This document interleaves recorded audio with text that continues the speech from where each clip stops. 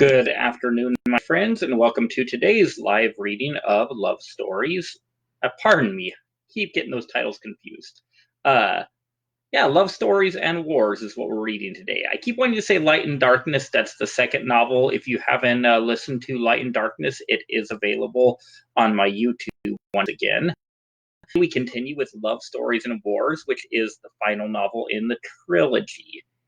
And I think things are getting good, if I do say so myself. So, here we go. Chapter 18, A Light Enters the Darkness. The path to Crondon was without incident for the three companions. This seemed too good to be true.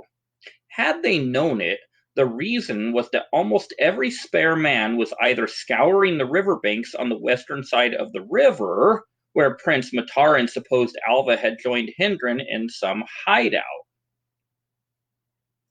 The main entrance to the palace was on the west side, facing the vastness of the former Huron Empire in that direction. Hope and her companions made for a small gate on the north side. As the wall came into view, Hope instructed her companions to go on ahead. Bonson to the right of the gate and Prior to the left. They were to approach the wall a few thousand paces on either side of the entrance and silently creep toward the entrance. When they were almost there, Hope pulled her cloak tightly around her with her hood covering her hair and pulled low. She bent her head down and walked as timidly and awkwardly as she could. The gateway had two sets of doors. Opening inward were wooden doors, but these were usually kept open. Opening outward were two doors that were large metal grates. 2 guards were posted. They did not keep the best intention, but they did spot Hope walking up when she was about 100 paces away. They stared at her as she came close. They could not get a clear look at her face, but they could see that this was a petite girl, probably between 14 and 20 years old. Excuse me, she began. Could you let me in? I don't usually use this gate, but I was meeting someone. And my parents will wonder why I'm coming home late if I go all the way around. Meeting someone, one of the men said, smiling and raising his eyebrows. Misbehaving, are we? Hope said nervously. What would you give us if we let you in? The other guard asked. Give you? Well, I don't have much. A little food, maybe. What exactly do you want? Oh, I'm sure we can think of something, the other guard said with an evil grin as he began unlocking the gate. Oh no, I'll just go around, Hope said as she began to back up. No, I don't think you will, the man said as he pushed the gates open. Hope began to run backward as the men started to chase her, but as they ran through the grate, Bonson caught the head of the man on the right and smashed it into the metal grate, shattering his skull. Prior caught the one on the left by his neck and lifted him off his feet. This what you had in mind? He asked. Then he crushed his throat in his huge hand. Wow, Hope said. I thought you were going to knock him out or something. Prior's eyes were steel. I don't have much use for that sort, Hope. Yeah, I guess not, Hope said with a half nod, half shrug. Anyway, we better enter carefully in case there are any backup guards waiting for us. There were no extra guards inside. This was symptomatic of the many oversights Dockmon had made in thinking that the only real threat was the Camden Pass. They had assumed that any unlikely danger would not be able to force open the gates before a horn had been blown, calling for reinforcements. Maybe we should start a fire in one section of the city, Bonson suggested. That would give us a distraction so we could spring Alva. No, innocent people might die. Alva wouldn't do it that way, Hope said. His father might have. I don't think so, Hope said. Alsalot and Ney could be pretty rough, but he only killed soldiers. There are women and children living here. Okay, Bonson conceded. We'll do it the hard way. They crept through alleyways with their cloaks pulled around them. It was now after dark, so passers could not see them clearly, but it was impossible not to be noticed at all. Prior's figure was so large that some stared at him. However, Abessarian giants were occasionally seen in the city, so they thought he must be one of these. Given Bonson's frame, he had to be a soldier as well. And it made more sense for him to be Dochmonian than Huron, because Huron soldiers were not supposed to be in the city. They were in camps in or at the foot of the pass. No one called out or followed them, so luck seemed to be going their way. This feels too easy, Prior said. I had the same thought, Bonson replied. But what is there to do besides keep moving forward? Alva could die at any minute, if he hasn't yet. He's alive, I'm sure of it, Hope said. But I agree with both of you. Hopefully there is a reason our way is so easy. Something might be going on. Maybe Pensor is mounting an attack or something. There wouldn't be time for that to have started yet, Bonson said. The way over the pass takes a lot longer than the way under.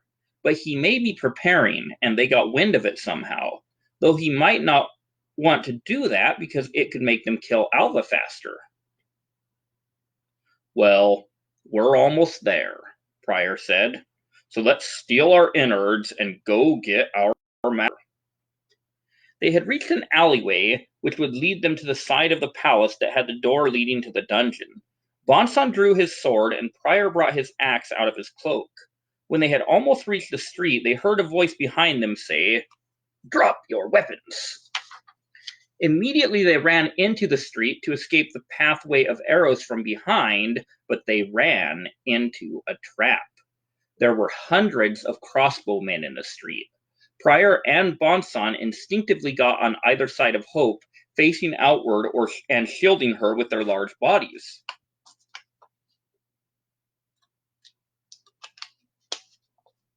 "Drop your weapons," another voice said. This was one of the Dochmanim who had been waiting with the soldiers in the street. There were several of the Dochmanim present. "Do as he says," Hope said. "What?" the men said in unison. "Do as he says." "Hope," Prior said, "we're both ready to die for you, and Bonson and I can take a lot of arrows before we fall. We might be able to make a way for you to escape." "I know that," Hope said, "but I'm asking you to trust me. Will you trust me?" "We will," Bonson said, and they dropped their weapons. "Lady Hope Danae, the luminary," the Dochmanim soldier said, with a bow. "Our emperor is expecting you. You and any companions are to be escorted directly to his hall." "How very hospitable," Hope said, not showing the least sign of surprise. "They say you also carry a sword. Please give it to me, my lady," he said in mock respect. Hope drew her sword and threw it on the ground with the others. "Now remove your cloaks." They removed their cloaks, and Prior's sword and Bonson's dagger shone on their belts. The men collected them, then the captain instructed them to extend their arms while their torsos were patted down. The soldiers had a mixture of awe and fear in Hope's presence. Since there was now no need for stealth, she was glowing brightly now. They patted her down timidly and quickly. "That is all their weapons, my lord," one of the guards said. Now if you will follow me, the team captain said, I will take you to your host. Don't be afraid, Hope said to her companions. I am with you. We won't, the men said in unison. Ha ha ha ha ha, the captain laughed. You won't be afraid of the wrath and power of the Dachmanon because this little girl is with you? I think he's starting to understand, Prior said as Bonson nodded. We don't need to be afraid of the Dachmanon because this little girl is with us. Rather than leading them through the palace, he led them to the great staircase on the southern side of the pyramid. This was the fastest way to the top, allowed for a large escort. The night air was crisp and cool as they began the long ascent upward. Hope seemed in high spirits. She continued to glow and began to compose a song to the tune of Prior's Hey Ho. I've got a man, he's not very young. He dresses all in rags, but he's an awful lot of fun. Hey, hey, hey, hey, hey, ho, ho, ho, ho, ho. He don't dress in rags no more, Prior said with a smile. And you can thank me for that, Hope said. Then she continued. I've got a man, so I never feel alone. He cuts his own hair, but you won't catch him with a comb. Hey, hey, hey, hey, hey, ho, ho, ho, ho, ho. Bonson and Prior chuckled at this description of Alva in the first days when they had known him. I've got a man, he can be quite a bother. Every single famous maxim he attributes to his father. I've got a man, he's so kind it makes me weep. We live in the same tent, but we don't get a lot of... Okay, Prior interjected. We've moved beyond the point where Prior wants to hear any more. You silly child, Hope giggled. We have a baby. Babies cry all night, so it's hard for their parents to sleep. Yeah, Prior replied. That's what you meant. Except your baby never cries. Not in the daytime, Hope said with a mischievous smile. Bonson chuckled. And don't give me that smug, I know all about that look, boy, Prior said to Bonson. I have a baby too. Your baby isn't even born yet. Yeah, but that doesn't mean she doesn't keep my wife up all night complaining about her aches and pains. She has aches and pains? Hope asked. Yes, and she hates you for the fact that you didn't. Well, not really hates, but you know. I know, Hope said amusedly. Salia and I will always have a love-hate relationship, but most of the love comes from me. Oh, she loves you, Bonson said, but you just have to understand Salia. One of her favorite expressions of love is throwing things. How did you guys get together anyway? Prior asked. Well, at that point, neither of us liked Alva very much. That gave us a solid foundation for a relationship. What did she have against Alva? Well, before he was famous and all, she kind of had a thing for him, but he never had a thing for her. Oh, I see, Prior said. So are you having trouble now that you both like Alva just fine? No, she still doesn't like him that much. You'd think she'd be over all that by now, Prior said. Yeah, Bonson said, pointing to himself. Obviously. But Alva is my master, so when he sends for me, I have to put my shirt on and go see what he wants. You just had to throw in that part about your shirt, didn't you? Well, I'm just trying to help you understand what she's still mad about. I mean, you did ask.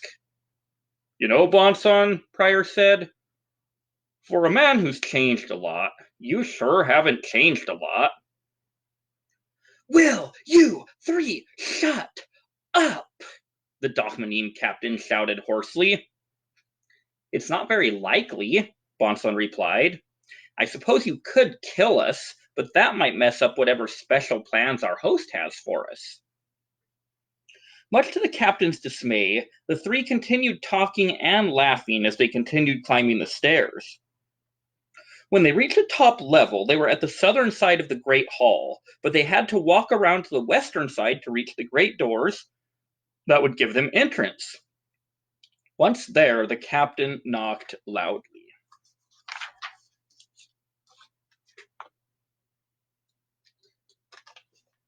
Chapter 19. When Matarin Faced the Music. When we left Prince Matarin, he was headed to face his father's anger over losing Alva Danae. While he assumed that he would still not be punished or killed, for the same reasons as before, he knew his father's patience was being tested like never before. Who knew what might happen? When he reached the palace, he walked quickly up the western stair. He knocked on the large doors, entered, and found his father sitting on the great throne with a smile on his face.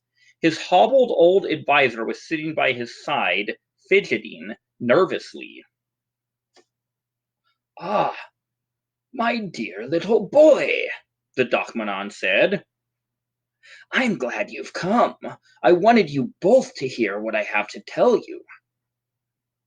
Father, Matarin began calmly, I know that you have heard that Danae escaped.